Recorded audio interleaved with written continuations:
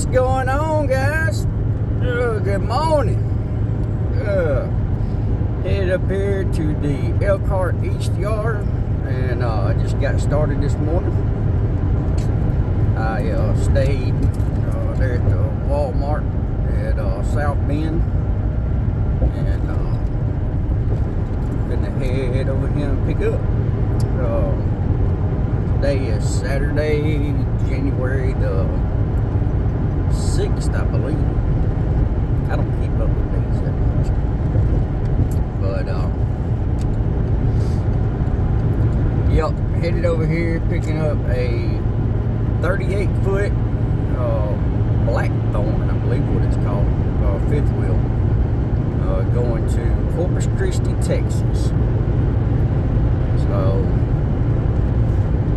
guys, it was cold last night, cold this morning. The weather showed ever since I was, I think, just a little bit south of Louisville, coming up here last night. The weather showed it was snowing on me the whole way up here, but I never saw a flake. They woke up this morning and wasn't hardly nothing on the ground, nothing on my truck.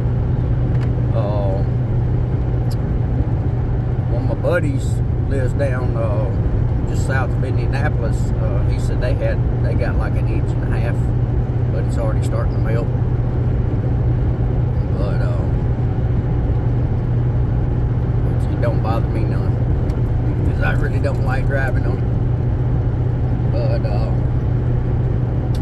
But I got my old Rove Pro cooker. Got it sitting here beside me and cooking me up a breakfast burrito. So it's been in there probably, I don't know, about 20 minutes so far, I guess. So hopefully the time I get over here to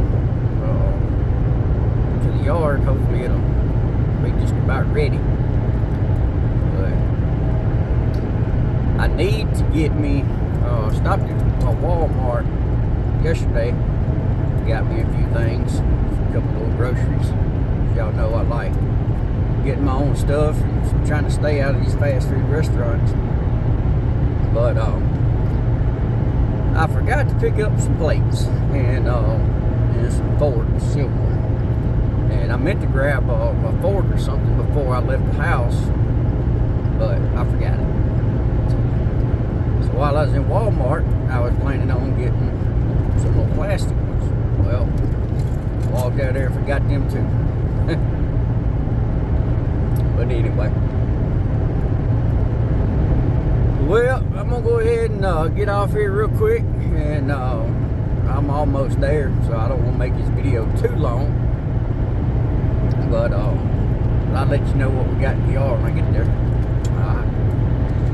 Alright guys, I just went in there and checked into the guard shack here at the Elkhart East Yard. It is looking a little bit empty, but of course, I mean, it's the first year, so the factories, they've been shut down for, I think, a couple weeks or so, usually about a week or two during the first of the year, and then also during like July, they usually shut down. So of course, back last year, remember, it's almost like they never came back. Hopefully that won't be the case this year. But anyway, I believe my camper, there's only 2 over here. One of them looks too short, so there's another one, Blackthorn, and it's on row 6, so it's the only 2. So I imagine one of these is mine. But I'm fixing to eat my burrito, so I'm gonna turn y'all around and show you. All right, got my orange juice there, of course, my old Copenhagen spit bottle. But guys, let's see here if I can zoom y'all out. There's my fridge, my mic. But yeah, it's a little Rove Pro cooker. I've had this in here for probably, I don't know, about 30 minutes or so, maybe 40. I've been turning it over. I took some little non-stick spray and sprayed this little tin thing right here. So it feels pretty warm. So I'm gonna take it out, and we're gonna put it on a, close this up without touching that metal and burning my hand. But I'm gonna take it out and let it cool down just a little bit so I don't burn my mouth. But they see, sorry about all the moving around. See, them are the only two blackthorns out here. So I think the one right there on the left is gonna be mine, because that one over on the right is just, I don't know, that don't look like no 38 foot. But anyway, we'll get back with y'all here in just a minute. Alright guys, so we're over here picking up, and I'll show you what I'm picking up here in just a minute. But it is cold outside. It's showing 29 degrees. But guys, if you haven't seen my new dash cam, this is the Wolfbox dash cam. It basically slips over your rearview mirror. I don't have a rearview mirror, so I bought a another mounting kit to put on it. But guys, this thing has a camera in the front, and then what you're looking at right now is the camera in the back. It's a backup camera, and it's also that camera also records, so that is pretty neat. I don't know if y'all can, I got some glare here, hopefully y'all can see it, but y'all can see the stuff in the back. See, like right now, see, right now I'm looking at the front, and see, I'm looking at that camper right there. See it? And then, sorry about the glare, guys, but or you can switch it to where you got both of them at the same time. See, there's the front and there's the back. And then it can also move up and down. See? So right now I'm looking further back that way. That's usually where I keep it, about right there, so that way, guys, if somebody was to rear end me, then I can see it. Or if I can see somebody's coming up behind me real fast and I'm already sitting still, then I need to prepare. So something bad fixing to happen. But so I'm gonna raise it up to about right there. See my fifth wheel? So I'm gonna try my best to record this with my phone, looking at the camera while I'm backing up. So we will see how exactly that works. I'm gonna go ahead and pull it down, that way I can get lined up a little bit. I may have to get out to open up, or to not open up, but to raise the landing gear.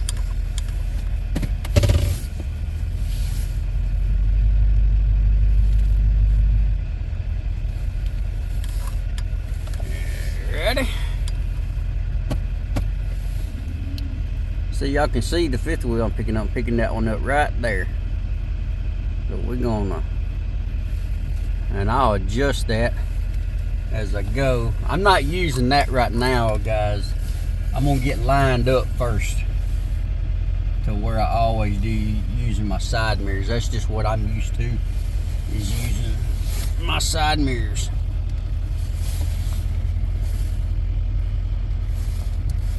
And let's see here.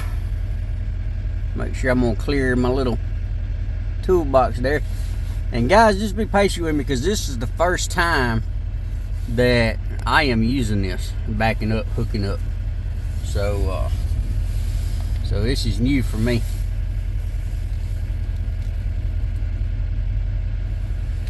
I like that I'm getting lined up. I just hope, I'm trying to figure out, no, I'm too low. So I gotta pull up, and I'll be right back. I gotta raise my landing gear. Alright, let's try this again. I'm trying to get this glare off y'all guys. I'm sorry about that. Maybe y'all can see. Yeah, buddy, I like that. Let's see. All right, let's see what the handle does. See the handle? See, handle went in. What I like to do, guys, after I hook up and I feel that it's connected or I hear it connect, I like to put my truck in drive, and then I don't like get on it, but just barely give it some gas. If it holds, then it's locked. If it don't, then it didn't connect. But as we can see right here, I mean, the handle's in. So turn y'all around here. So I mean, basically, whenever after I hook up, I mean, whether or not I done the tug test or not, I still go back there and I visually and physically inspect to make sure that everything connected. So they I look, make sure the jaws are wrapped around, I make sure that the handle's in, I put my pin in to make sure that nothing, that the handle can't slide back out. And so I always visually and physically check that. So don't just go by the hearing or anything like that. Always look and make sure. But anyway, I've already walked around and inspected the trailer, so I'm fixing to get ready and finish getting hooked up. Make sure all the lights are off, because I did find like 3 lights on the outside that was on. I had to put my battery on it. It didn't have no battery. So but anyway, gonna get off here, finish hooking up, and head to Texas. Well, first I gotta get my logbook started. but we'll get back with y'all on the road somewhere. All right, guys, wanted to jump on here real quick and show you something. I was going around torquing my wheels. Guys, torque your wheels. Always go around and torque your wheels. Don't never try to get in a shortcut and think that, hey, the factory done it. Guys, I'm telling you right now, y'all, I mean, any y'all that's been doing this for a while, y'all to know you don't trust the people who build these things. But they I found at least one lug nut loose on all the wheels except one. And that one had, well, here, I'm going to turn y'all around real quick. Here's that back one right here on the passenger side. If I'm not mistaken, I think this one was tight and that one was tight. All the rest of them, so that's 1, 2, 3, 4, 5, 6. There's 8 lug nuts on this thing, only 2 of them was tight. I mean, they wasn't so loose they was coming off, but they definitely wasn't torqued down. I could probably had taken them and turned them by hand. They was probably hand tight. So I would end up, if I wouldn't have torqued my wheels, I'd have probably end up losing that wheel by the time I got down to Texas. So guys, torque down your wheels. don't get no shortcut. There's times that I get out here, I'm in a hurry, it's cold, I don't feel like it, and I just want to just go, and I want to think the same thing, that hey, factory done it. But guys, I always torque my wheels. But anyway, that's what I got in Blackthorn, and we're fixing to get down to Texas. All right, what's going on, guys? They just wanted, I know it's windy out here, but just wanted to see y'all show y'all what I'm doing here. They down here in Corpus Christie, Texas, sitting right across the road from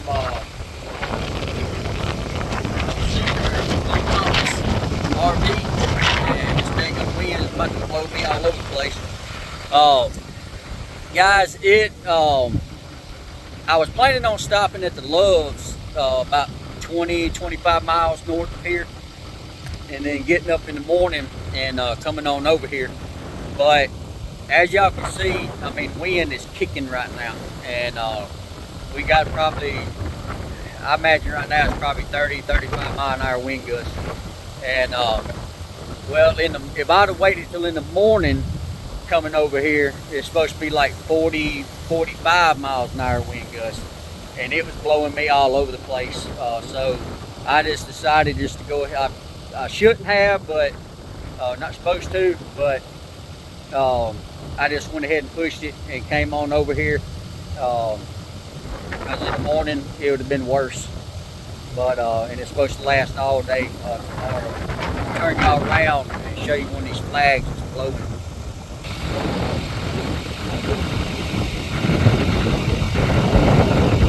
Y'all can see that flag right there blowing. I don't know if y'all can see them palm trees. Of course, I imagine y'all can hear the wind. And let's see here, we can get that. Yep.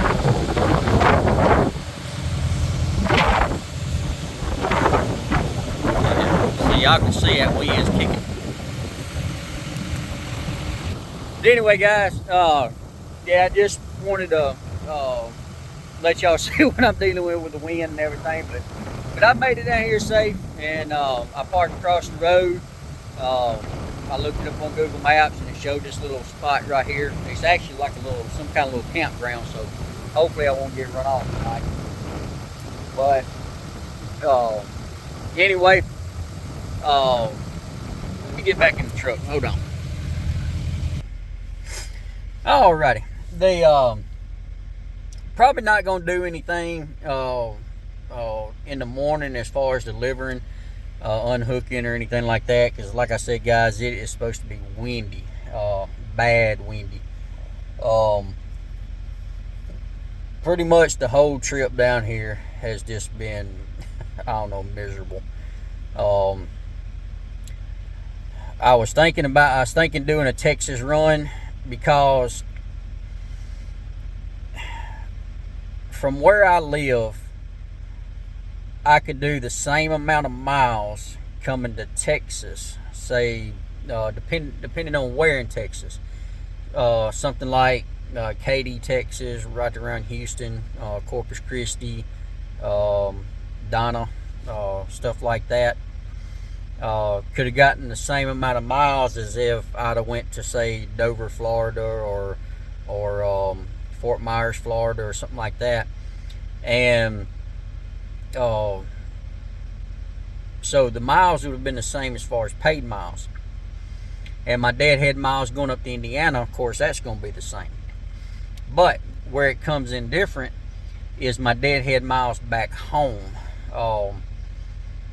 I figured it up, and one of these, like Houston area, south of Houston, my deadhead miles are about, for the same amount of miles as something I would do in Florida, is about 150 to 200 miles less doing a Texas run. So that's the reason I thought about starting to do more Texas runs instead of Florida's. But I might give it one more shot coming down here. I don't know if it was just the weather and everything with the wind this trip or what, but I know coming down 57, whenever 57 ends and you cut across 55 right there in Missouri, then you start going across over there. And because last night I stayed in Searcy, Arkansas, and but all the way from there, pretty much all the way to Houston, Texas. I mean, it was, well, from 57 down to, say, Searcy, Arkansas, Little Rock, pretty much around in that area. just, I mean, just rolling hills. Wind, man, wind killed me. Head-on winds. They, and then coming down 30 whenever I got on 59, coming down to Houston, it was just, I mean, construction after construction. 2 lanes, 4 lanes, 3 lanes, back to 2 lanes, back to 4 lanes, back to 3 lanes. Red lights after red lights, town after town. Guys, it just killed me on fuel mileage. I'm afraid to see what this trip is going to be like whenever I get back home. But like I said, I'm thinking about, I may do one more just to see. But I know on 59, all that stopping and going, all those rolling hills, it just, I mean, that's going to be the same. So, I don't know. But, and then, coming to Houston, it was good. Today is Sunday, so I didn't have to deal with no traffic. But whenever I got down further south, the further south I went, the wind just started picking up more and more and more. And then, I mean, like I said, I was getting hit with 30-35 mile an hour headwind and side wind on the driver's side. So like I said, guys, it just killed my fuel mileage. So if that's the way it's going to work, then on a trip like this, then I just assume do Florida and deal with that 150-200 mile deadhead, because that I would be coming back empty, so it really wouldn't affect me too much, because the way I'm figuring it up right now, I probably could have made probably about the same, if not a little bit more, doing a Florida run. I've just figured out what I've made in the past doing Florida runs compared to this. I just feel like I probably could have done better on a Florida run. But anyway, I'm fixing to get off here and go to bed. And I don't know what I'm gonna do tomorrow after I get unloaded. There's a few things I'm wanting to do. I'm thinking about maybe going and seeing if there's a beach or something anywhere around here in Corpus Christie, just to see the water and everything, especially this wind blowing, see how choppy it is and wavy. May do that. Going back up on 59, there is a Buc-ee's. I'm thinking about stopping in there. I've never been to a Buc-ee's, so I guess I'm gonna stop and see what all the hype's about on it. And then one of my buddies, he told me he stopped in one last week, and I'm thinking about trying it out. I'm not sure. In a way, I'm ready to get home. I'm just tired and wore out. But and I think it's either, I forgot if it's Baytown or Beaumont, one of those two, Texas up on 10. There's a Twin Peaks. It's like a bar and grill restaurant. It's, so I've heard, it's sort of like a Hooters, sort of, but I've never even heard of it until he told me. And I think the closest one around close to me is Huntsville, Alabama. In Mississippi, I think there's only one in the entire state, and I think it's down on the Gulf Coast. But I might stop and check it out. I don't know. But I'm definitely gonna see if there's a beach around here, and just stop at Buc-ee's. And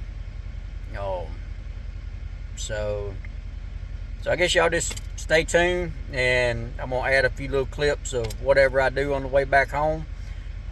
Pretty much going to end the video here as far as delivering and everything. And but y'all stay tuned. for the rest of the video, whatever clips I decide to throw in. So, but if y'all don't mind, y'all go ahead and hit that like, share, subscribe button. It really helps me out. My subscribers are growing, guys. I really appreciate it. You just don't know how much I do. And but I want to continue to grow and just see how big I can get. So but yep, so we're gonna get off here, and as always, y'all be safe, Semper Fi.